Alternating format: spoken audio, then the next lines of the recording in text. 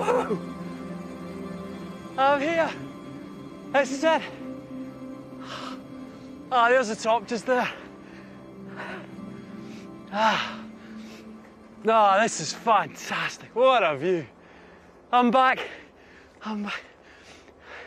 I was last here 25 years ago. 25 years. And somewhere around here I left my hammer. Ah, look at this. Here we are. Woo! Oh, would you look at this? Look at this view. This is what I remember. This is our ancient heritage laid out before our very eyes. Scotland's landscape has an epic and violent past. Hidden in these mountains and glens is the history of the planet. I'm going to show you how this landscape was used by a bunch of brilliant, maverick, eccentric scientists to solve the greatest mysteries of the Earth. And following in the footsteps of these pioneers, who blazed a trail where no one had been before.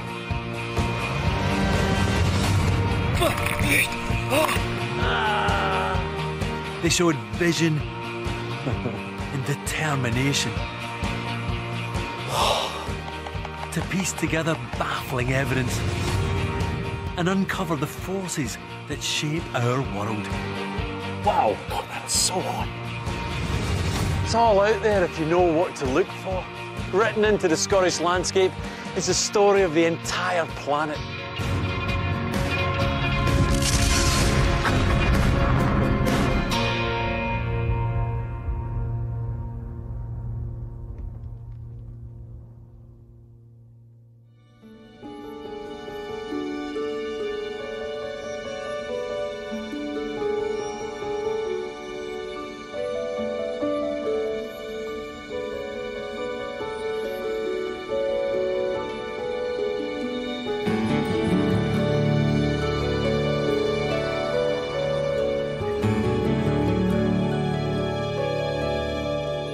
Torridon in the northwest Highlands of Scotland, the most ancient landscape in Britain.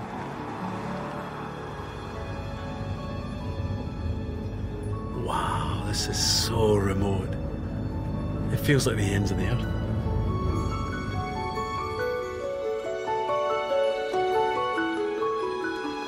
For centuries, people have looked at this landscape and wondered how long it's been here and how it was formed. It wasn't until the 1750s that the answer began to emerge from myth and superstition towards a new view of the Earth based on science. One man had a revolutionary new idea that changed everything. Changed the way we thought about the planet, even about the way we thought about ourselves.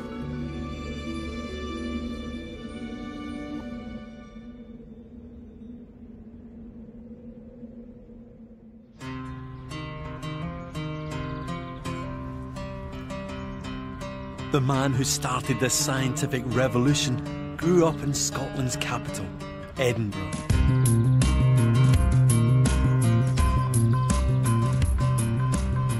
James Hutton was to become the founding father of geology. As a young man, the hills around his home city made him curious about how the Earth was formed. Hutton used to often come up here, and he would have made a fantastic travelling companion. I mean, he was funny, he was bawdy, he was a bit rude. He liked his whiskey, he liked his woman, and he loved debating new ideas. In 1747, Hutton was a young medical graduate with an unusually broad interest in the whole natural world. When he studied the origins of the landscape, he found that the accepted authority wasn't science, but theology. When Hutton was starting to think about the Earth, there really only was one geology textbook, and that was this, the Bible. What I love about this edition from Hutton's time is it gives a date for when God created the earth and the seas. Before Christ, 4004. not just in 4004 BC, but actually on Saturday the 22nd of October 4004 BC. Hutton believed in God, but unusually for a man of his time, he wasn't committed to a literal interpretation of the Bible. He believed that God had created a world that had a system of natural laws. But he didn't particularly dwell on these ideas. Instead, he did what many students do. He got drunk. He was also getting seriously distracted by the ladies, and it was that would prove his downfall. It was Hutton's relationship with one particular woman that seems to have led to heartache and to his banishment from his beloved Edinburgh.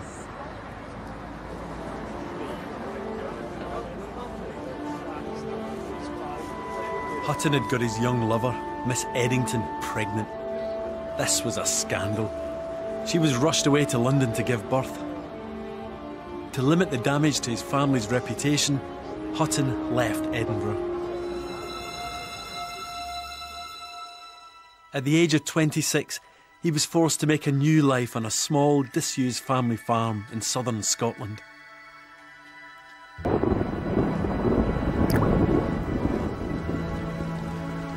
Hutton wrote that it was a cursed country where everything conspires to break my heart.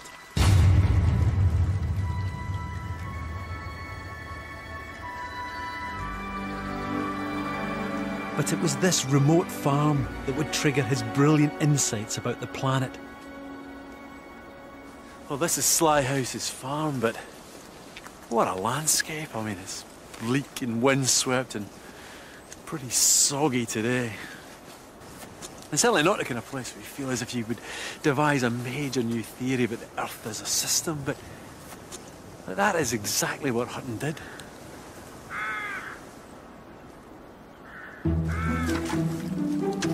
First, he had to turn this rain-drenched landscape into a profitable working farm. One of the dirty jobs he constantly faced was to dig and clear drainage ditches. It's hard work. Denise Daly Walton farms nearby and knows what he was up against. Well, the purpose of this ditch was to have carried the water off the field. Yeah. But actually what's happened is that over time, all the sediment, all the topsoil has run off the field and just has blocked this up. Yeah.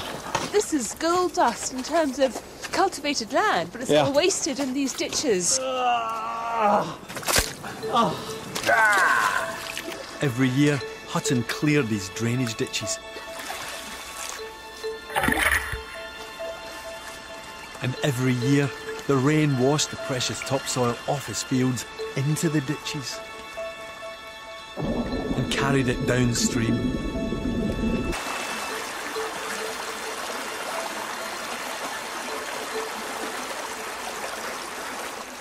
This burn draining through Hutton's land was the start of a long journey where all that soil washed away from his fields. The water flows down into larger and larger streams and in rivers, and of course, where the water flows, the sand, silt and mud follows, eventually being dumped in the sea. This incessant erosion of the land seriously concerned Hutton, because he realised that if all the soil was washed away, then eventually there'd be nothing to grow crops in. And ultimately, people would starve.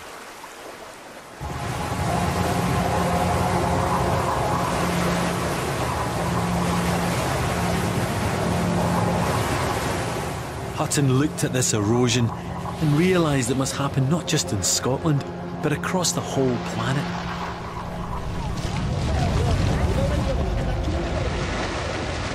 It appeared that God had made a world that stripped farms of good soil.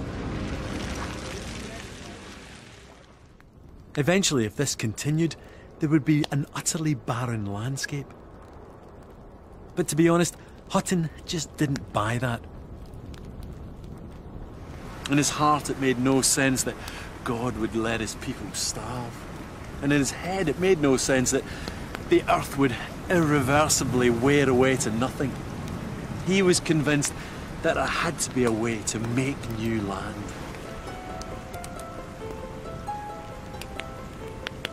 Hutton, still only 34 and working in isolation, had come to completely reject the conventional view of the Earth.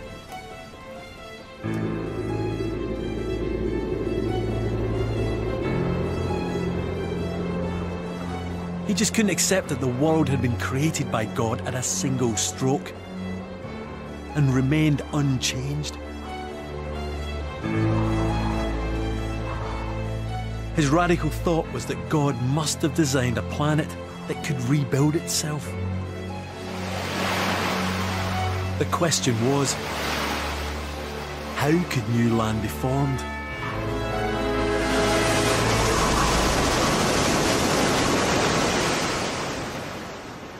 Hutton spotted something in the landscape around his farm that gave him his first clue.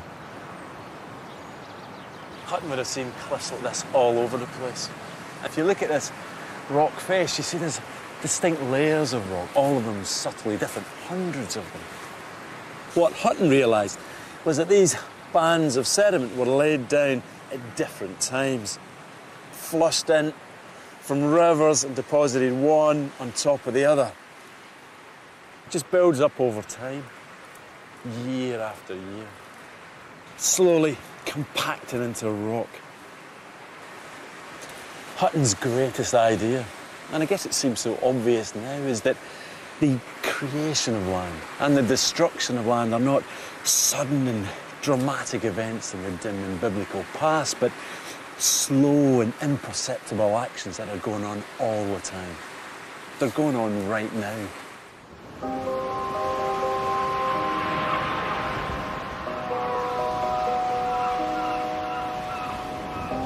The idea that land was created from the rubble of the past was a startling new way to see the landscape.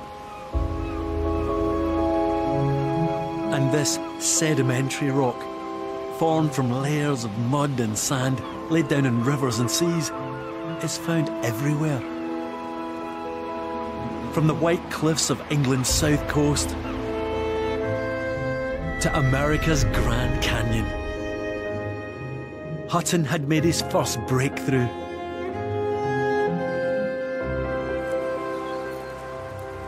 He was now sure there was a great system driving the Earth.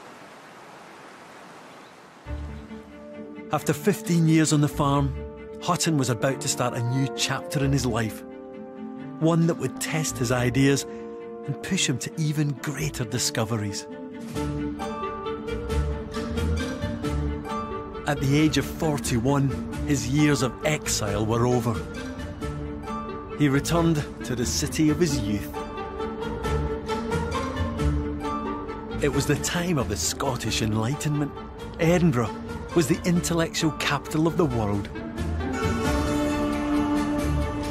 Hutton made the most of being back. All over town, he debates and drinks with the greatest minds of his era. You know, you can see why these gatherings were ideal for Hutton. His personality, a mix of deep thinker and deep drinker. This open, convivial atmosphere was perfect for him to air his big idea.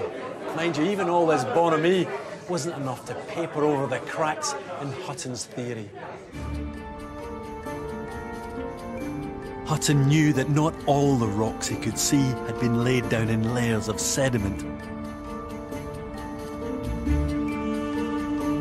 If the Earth system continually recycled all land, what other ways could rocks be formed?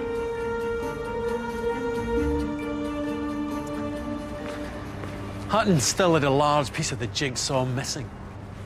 He got his inspiration from another great mind of the Scottish Enlightenment.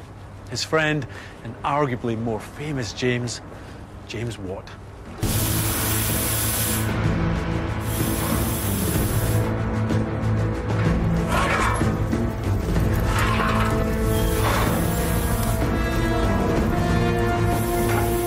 Fellow Scotsman James Watt was an accomplished inventor. Famous for making steam engines more efficient. It was James Watt's harnessing of heat that would power the Industrial Revolution.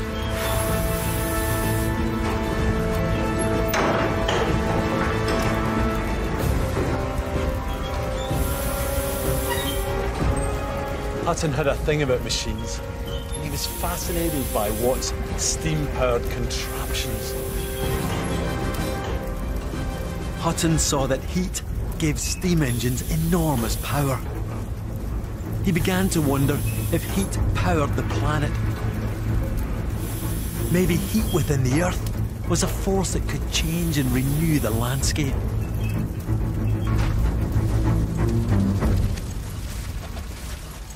Perhaps the centre of the Earth contained a mighty heat engine.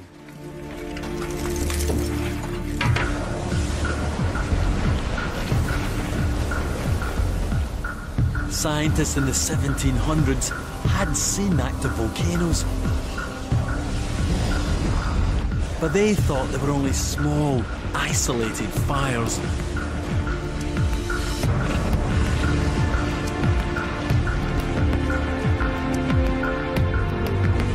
Hutton was the first person to imagine that the centre of the Earth was a molten ball. He saw volcanoes as the vents of a giant furnace deep in the Earth. He believed that this furnace had the power to create new land. Land that was born molten.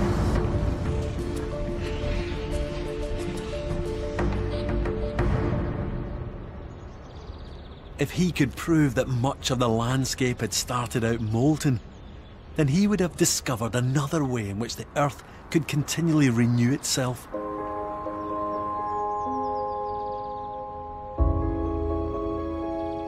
The trouble was that if a lot of the rocks started off molten, why were they all so different? If they had the same origin, then surely they would look the same.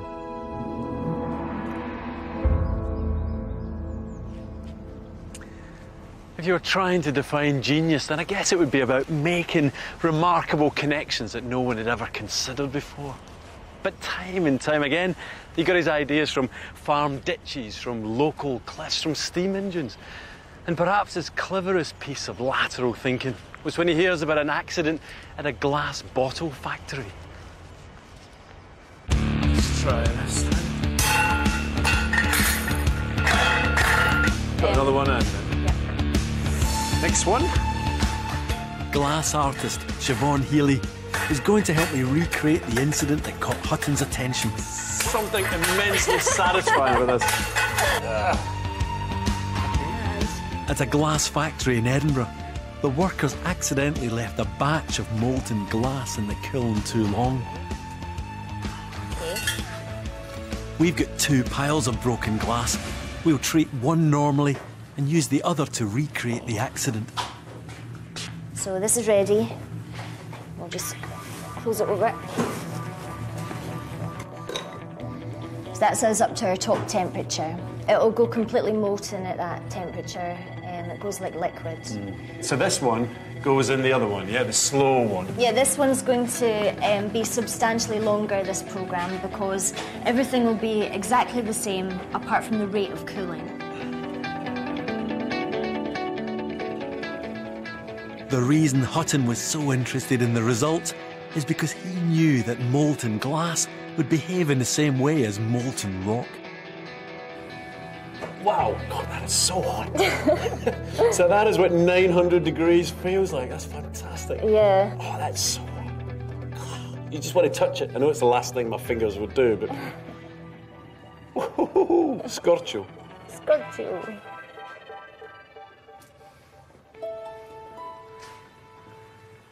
We've cooled the 2 samples at different rates. The results are dramatic. This one here is what? This is the vitrified piece of glass. So this is the one that cooled really fast, quenched really fast. You can see right through it. It's beautifully transparent. I mean, look at that. But this, completely different. This is a molten rock then. It's solidified really slowly. So you can actually see the crystals in here. Look at them. Little angular crystals. And the texture's completely different.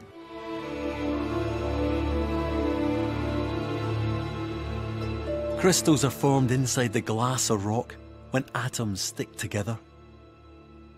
It takes a long time for clusters of atoms to grow big enough to be seen. When glass cools quickly, the crystals are very small and the glass is clear. But when the workers left the glass to cool down over a long period, large crystals were created. Hutton had an explanation for the many different rock types we see on the Earth's surface. Very slow cooling creates large crystals. Faster cooling creates smaller crystals, like in this granite.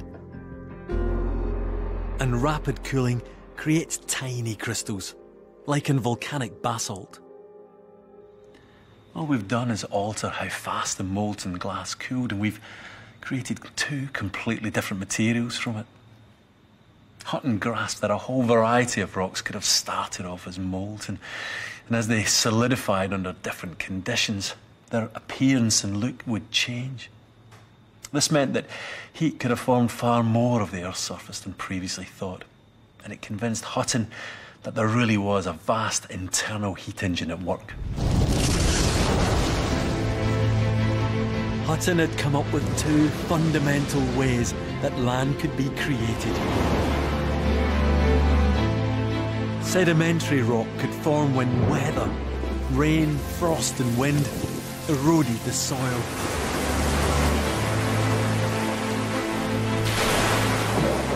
Rivers carried the sediment to the oceans. It was compressed to form new rock. And the second idea, that a hot core in the centre of the Earth could create molten rock which cooled to become land. He had a clear vision of an Earth that destroyed and repaired itself in an endless cycle.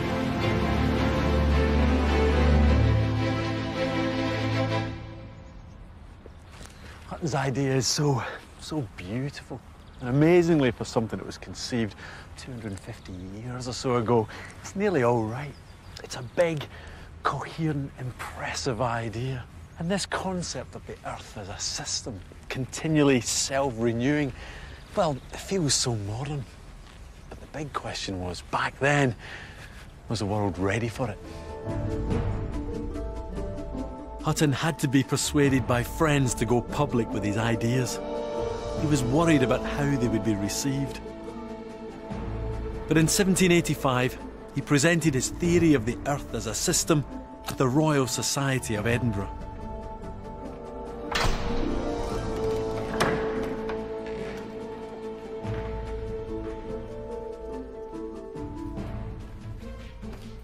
Imagine the scene in front of some of the greatest scientists of the age. The outsider Hutton prepares to present his radical theory of the Earth. He's a terrible speaker, though. He talks in a broad Scots accent, and he's incredibly nervous. What's more, he's got this nagging feeling that he doesn't yet have enough evidence from the field to back up his theory. And he knows that what he's going to say is really controversial. His ideas go against all the religious orthodoxy of the day. In the event, his worst fears are realised. The presentation bombs. The gentlemen of the Royal Society rejected Hutton's theory out of hand. Worse, for the God-fearing Hutton, he was accused of being an atheist.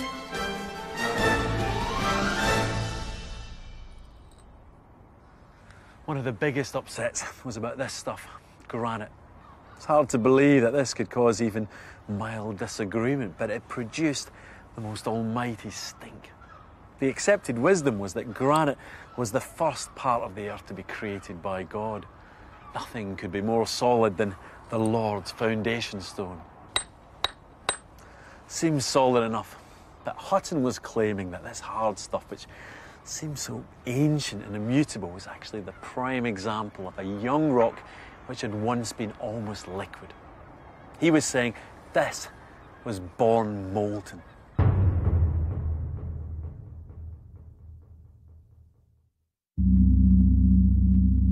To claim that granite had started out molten challenged the whole biblical view of creation. 220 years ago, this was heresy.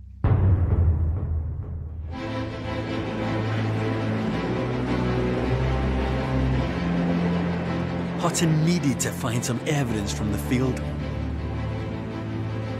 At the age of 60, when he should have been at home with his pipe and slippers, Hutton hit the trail.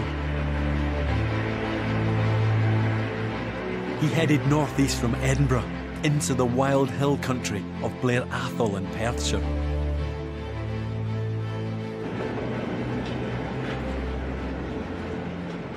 Travelling in the 1780s was a wee bit different to what it is today. It was going to take me a couple of hours to go from Edinburgh to Blair Athol in the southeast Highlands, but for Hutton it would have taken him 3 days on horseback.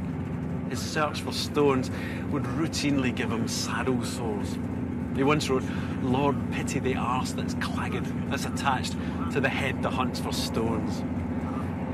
But despite a sore arse, it didn't put him off.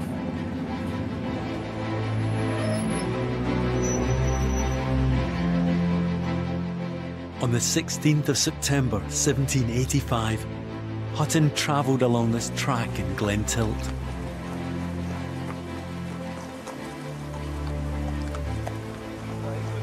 Hamish Cruikshank is a gamekeeper on the Athol estate. Yeah, they've got a hell of an office. It's one of the best offices in the world as far as I'm concerned. Fantastic, isn't it? 147,000 acres of office. So if I was coming up here in 1785, it wouldn't be much different, I guess. Not much different. You would be wearing the same sort of equipment as I'm wearing now. Yeah. The tweeds, really, only the design's changed I think over you're the more years. camouflaged in the landscape than I am, that's for sure. It certainly looks I like think it. I'd be stocking up some deer with this.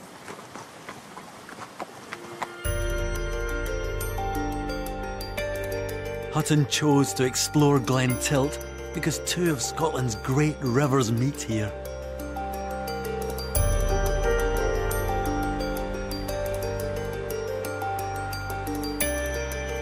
The River Dee runs over a bedrock of pink granite. The River Tay has a bedrock of grey sandstone. Where the rivers met, Hutton hoped the granite and sandstone would also meet. The contact, the meeting place, is right down the river, and that's what Hutton was going for. And if he could find where the two rocks met, maybe he would find evidence that granite had flowed as a molten liquid into the sandstone.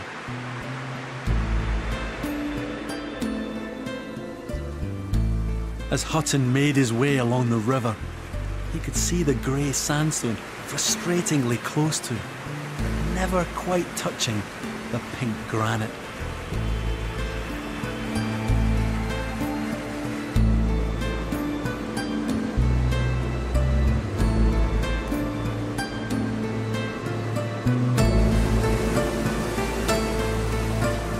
Then Hutton arrived at these rapids.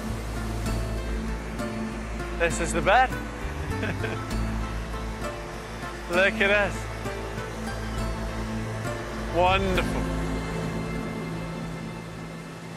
Hutton must have been just so pleased to see this. You can see there the grey rock, that's the layered rock. And then in front of us here, this pinky rock, which is the granite. And here, especially over on the other side, you can see it's all mixed in. If you come and look. Actually there, look down there. You see the pink rock and the grey rock's all muddled in. And that's the bridge. There used to be a bridge over here. Now there's no easy way to get across. Well, Hutton had saddle sores. I think I'm going to have rope burns. Woohoo!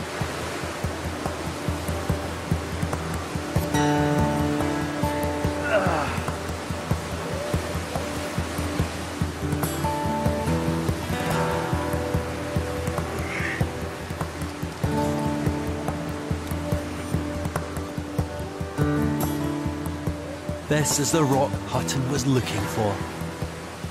There's a cracker over here, look at this.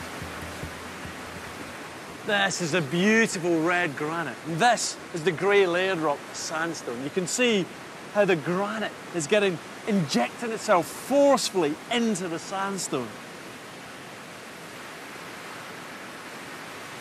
This is a brilliant bit. Look at this, it's just mad. Bits down here, so irregular. It's kind of like Italian ice cream or something. Lovely. You know, it's crystal clear here that the granite came from molten rock. It's getting injected in all directions. It's this way, it's this way. Over there, it's going up there. It's across that way. This is like a geological battle zone. These rocks showed that the landscape had changed. It had not, as the Bible said, remained unchanged since creation. Molten granite was proof of a giant heat engine in action.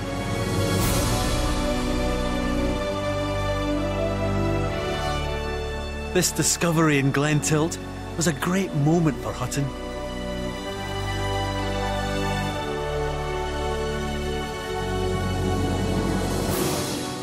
It's the kind of thrill that every geologist is after. It's why I too am fascinated by the rocks all around us. You know, the core to being a geologist is this ability to read the landscape, but it's really hard to explain to someone else. You just get used to it. It's kind of intuitive. It's kind of like a curse as well, because suddenly you can't really, I don't know, enjoy a landscape without thinking, what is that? And how is it formed? Is that sandstone? What is it? I always get told off when I'm on holiday for working. When I'm looking at the landscape and my wife says, stop geologising and stop working. And I say, I'm just looking. But it's true. I think a geologist can't look at what's around and not think, how was that formed?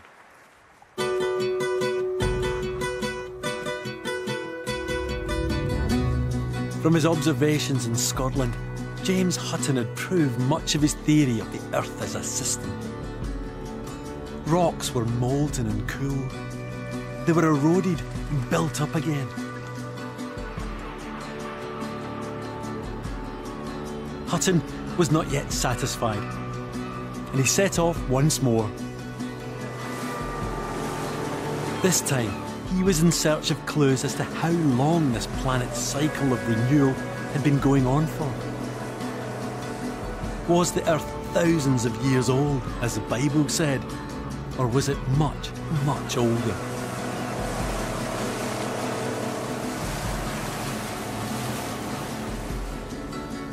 In 1788, Hutton headed to Sicker Point on the Berwickshire coast, just a few miles from his old farm. You know, this time in April, normally, the seas around here can be treacherous, but we've got a beautiful, calm, sunny day, which is pretty much the weather that Hutton had when he came here by boat with two friends to try and convince them about his theories of the Earth. What Hutton was on the lookout for turned out to be the most celebrated geological find in history. Hutton knew this coast well. What intrigued him was the different angles of the rocks along the cliffs. He had seen vertical layers along part of the coast, but he knew that further north the angle changed completely. The layers were horizontal. Hutton's curiosity made him take a closer look. Cheers.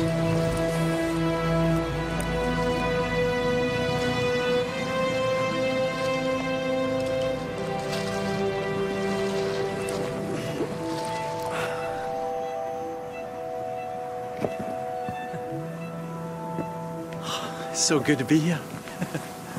I mean, I guess it looks like a pretty normal piece of rocky foreshore to most people, but this place is geological gold. I mean, quite simply this. It's the most important geological site on the planet. You'd never know it to look at it, but there's a huge story to be told here. An epic tale of geological violence. It takes you a while to see it, to get your eye in, but Hutton knew instantly what he'd seen. Nothing less than the birth and death of whole worlds.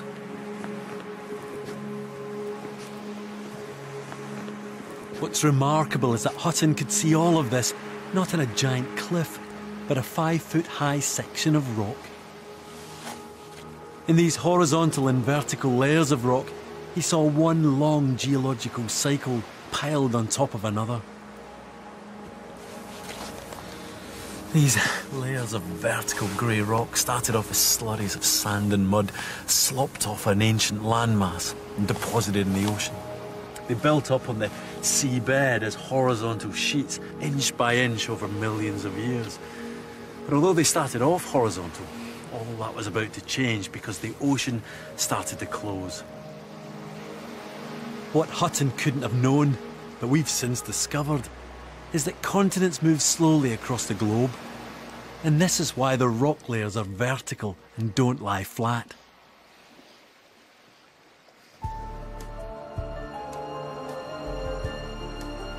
Over millions of years, a continent slowly and relentlessly drifted towards Scotland.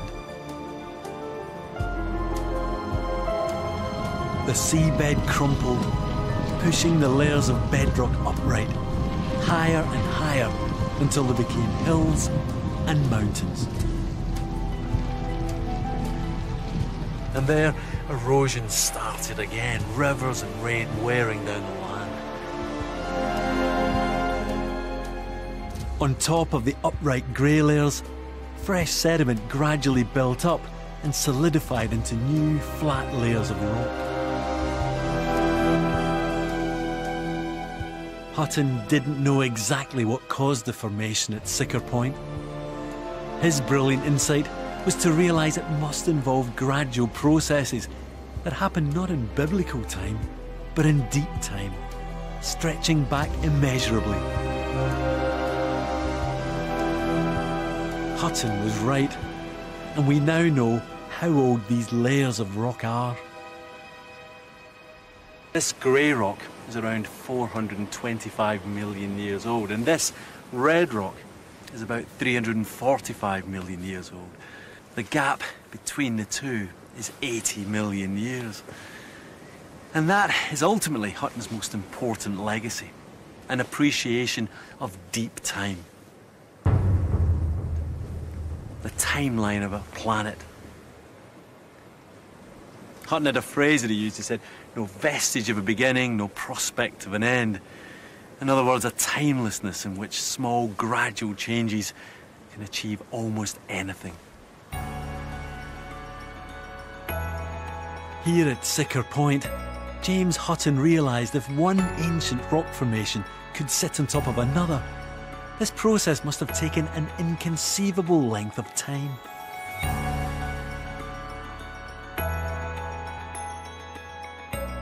He had no idea of how long. Indeed, he never offered an exact timescale. He could only imagine the cycle of the Earth had gone on endlessly. Hutton's recognition of deep time was an extraordinary breakthrough, every bit as significant in its way as Darwin's theory of evolution or Einstein's theory of relativity. As with all these great scientific advances, it was difficult for people to believe.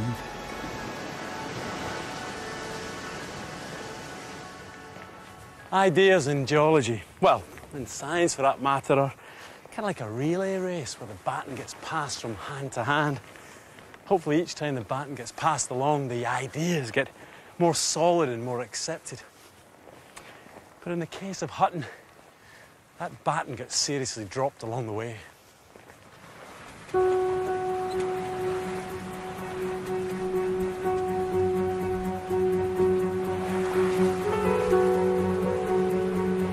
"60 years after Hutton's death, Britain's most respected physicist tried to calculate the age of the Earth.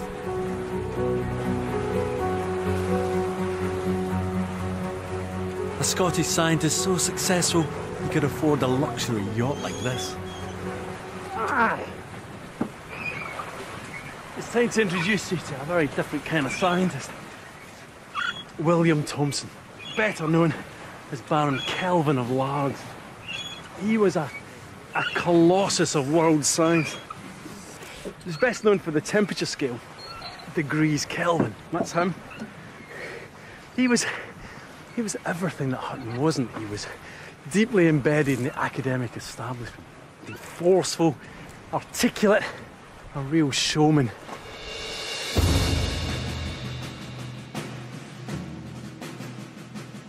Kelvin was a brilliant scientist, supremely confident in his own ability. He rejected Hutton's theory of the Earth as a system of endless change. The Earth had to have an age, even if it was far older than the Bible said.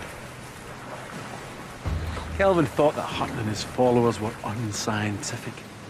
His main problem was the claim that the Earth showed no vestige of a beginning and no prospect of an end, and that it was in a kind of perpetual motion. In other words, he thought that geologists were trying to break the laws of physics. It was time to smash that idea to pieces.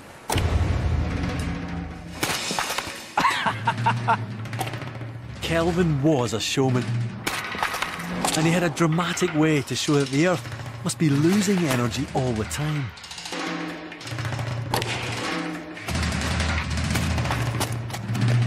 That could have been my head. Here we have our 15-kilogram cannonball. 15 kilos. I can hardly hold it. It's a lot heavier than it looks. All right, so what do we do? So I want you to stand in position, and we'll bring the cannonball up.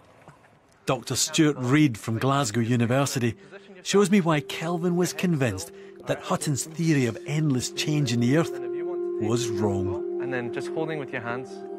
This cannonball is a pendulum. Gosh, everyone's pulling you forward. It's such a weight. And bring it right up to your nose. All right, here we go. When I let the pendulum go, it'll swing back towards me. If it hits me, my head will end up like the melon.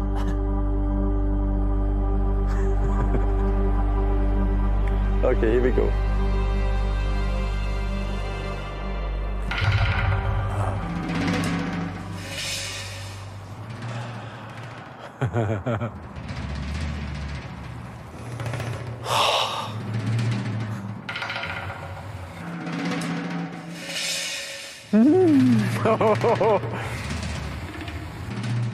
Why exactly is this not braining me then?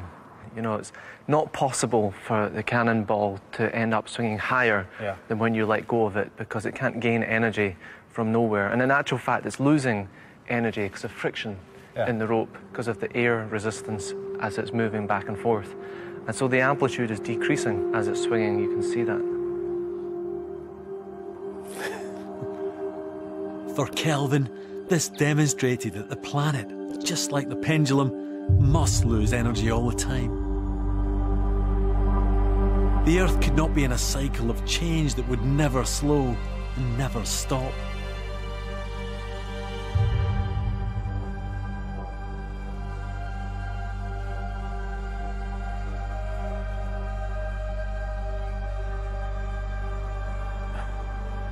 You know, it's a simple but effective demonstration of the real problem that Kelvin had with Hutton's theory, the perverse notion that the Earth was constantly creating, destroying, then recreating its surface over and over again forever.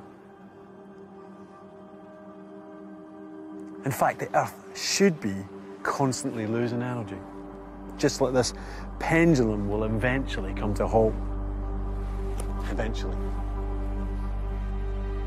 Based on the principle that everything has to start and stop, Kelvin was sure that the Earth had a beginning, an age. Hutton was a bit, well, woolly. He never gave a precise age for the Earth, and Kelvin wasn't going to let him get away with that. Grand claims needed to be backed up by hard figures, and he, Lorde Kelvin, was the man to get them. He was going to take on the most audacious and controversial question of the era. Lorde Kelvin was going to calculate the age of planet Earth.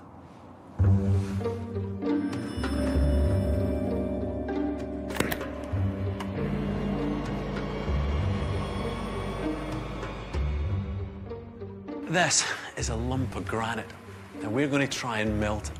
Now, granite melts about 1200 degrees Celsius, several tens of kilometres down beneath our feet. And we are going to try and melt it here with a blowtorch. Take it away, Kieran. Meanwhile, I'm going to film it with a thermal infrared camera, which is going to try and capture the heat. And already I can see it soaring up. It's 280, 300 degrees Celsius. Whoa, it's bright, that's for sure. Kelvin believed the Earth started off molten.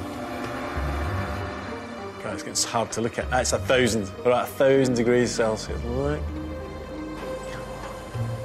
The melting point of rock was Kelvin's start point to calculate the age of the Earth. He took this as the temperature of the planet when it was created. And there it is, 1,200 degrees Celsius. Oh! Oh yeah, look at that.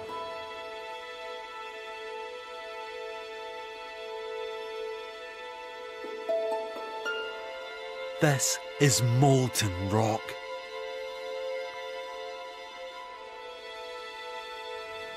Beautiful. Kelvin argued that the planet couldn't stay molten forever.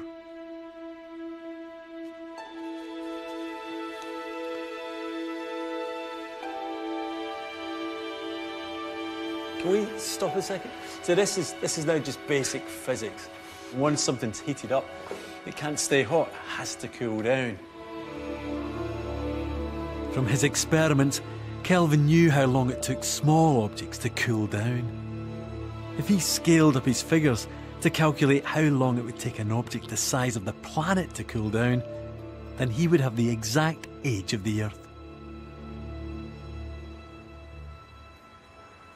For years, Kelvin continued to tweak and refine his calculations. He finally put the age of the Earth at between 20 and 40 million years.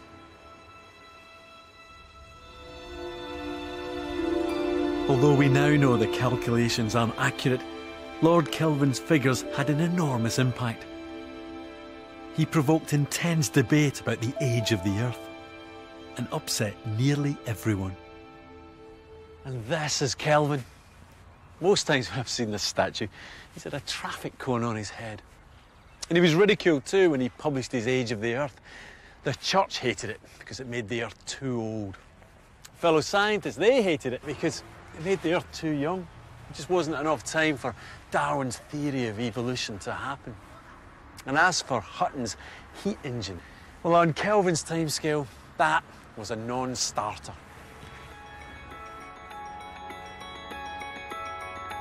Lorde Kelvin had made a crucial error.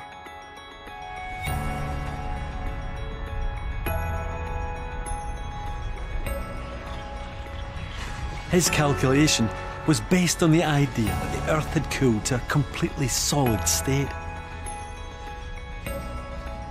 But as we now know, the Earth's interior didn't just cool like a lump of molten rock. Parts of it stay molten, just as Hutton imagined, but couldn't prove.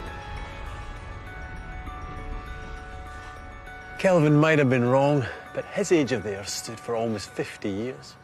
Right up until 1898, when the rocks themselves revealed the truth.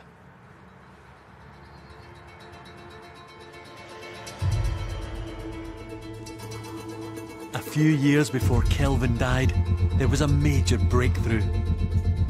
Scientists discovered a source of energy deep within the planet that has helped keep the Earth molten far longer than Kelvin could have imagined. Radioactivity.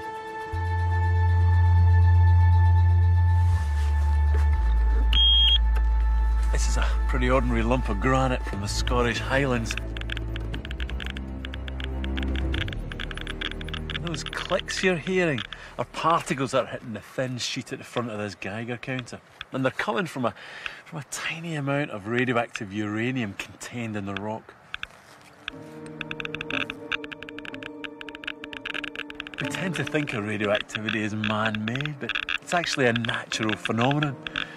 A powerful energy source that's been around since the birth of the solar system.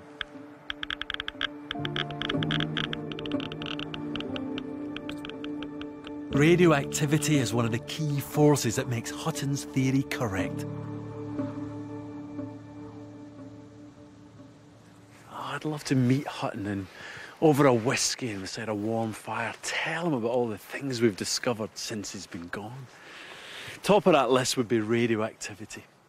I mean, the energy of radioactivity and the heat that it generated has kept parts of the planet's interior molten. It's part of Hutton's heat engine, which has allowed the Earth's surface to be constantly recycled and rejuvenated. But there's another reason why I'd love to tell him about radioactivity, and that's because, as well as explaining his heat engine, it's been responsible for telling us just how old the planet is.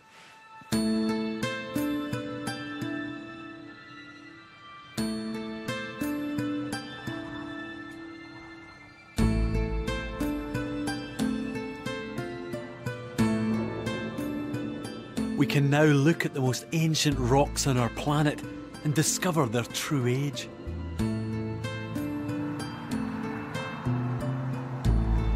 I've returned to Torridon in the Northwest Highlands. I'm hoping to find the oldest rocks in Britain up here. I want to find out just how old Scotland is, and radioactivity will give me the answer.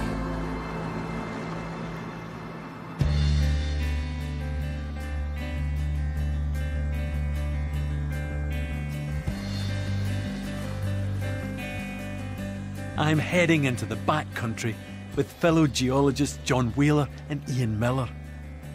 And you can see it's kind of swirly, can't you? Yeah, it's yeah. a bit subtle.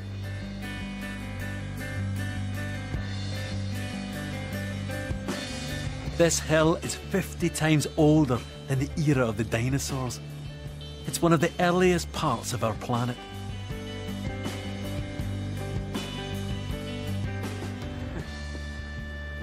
Wow, this is spectacular, isn't it? Look at this. I mean, this whole outcrop is just kind of vein after vein after vein of this white, beautiful white rock. This rock is called Lewisian gneiss. This is kind of rock heaven for me. I mean, it's just the textures, the shapes, the colours of this Lewisian gneiss. It's beautiful, gorgeous. And here this stuff's going across and it stops. But what's even more fascinating, more mind-blowing than just how gorgeous it is that this rock could be part of the very first bedrock of Britain. Right, here we go.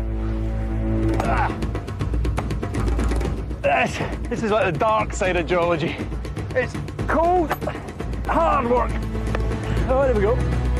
Yes. Much as I love this rock, we need to take a sample so we can measure its age. OK, that's pretty good. Is it?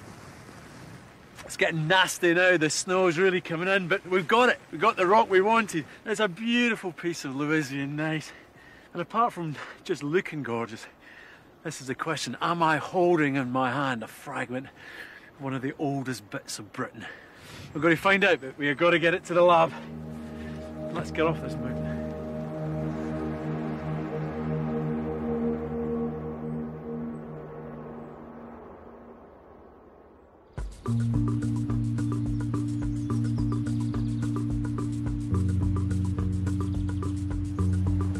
So this is it.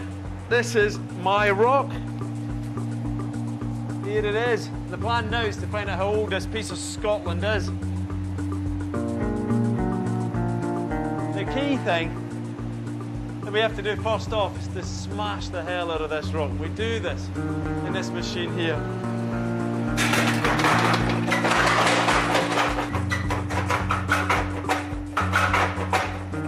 The ground-up rock contains the radioactive crystals I need. Look at it.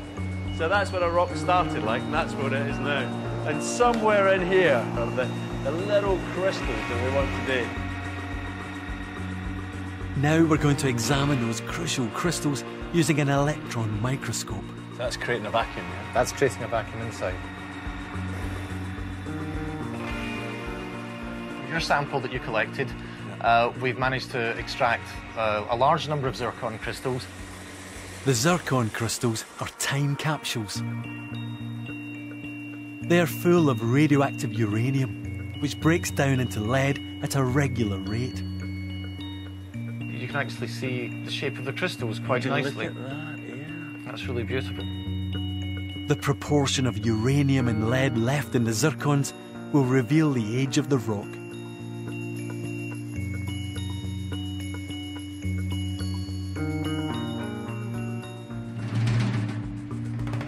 The machine spits out an extraordinary bunch of numbers. Lots of numbers. Lots and lots My gosh, of numbers. lots of numbers. Lots of, yeah, many, many numbers.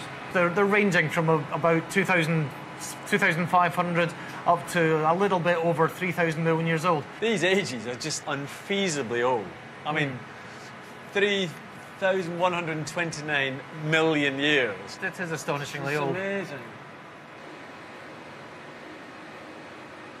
You know, the fact that it's between 2.6 and 3 billion years old is truly remarkable. I mean, this thing has been around for 2/3 of the age of the planet. The Earth is 4.6 billion years old. And the notion that a lump of Scotland is almost 3,000 million years old, well, what would Hutton have made of that?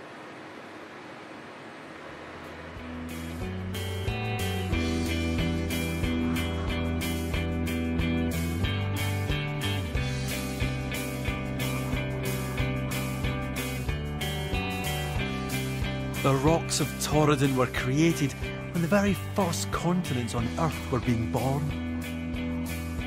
The ancient landscape of Scotland is a witness to billions of years of geological change.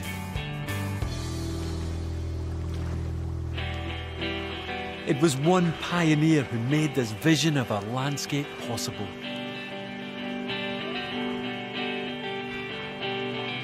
James Hutton made one of the greatest leaps in human thought. When he looked at the landscape, he saw what no one else had seen before. He was the first to grasp the true vast age of the Earth. And it was that discovery, more than any other, that's allowed us to piece together the complex story of the life of our planet.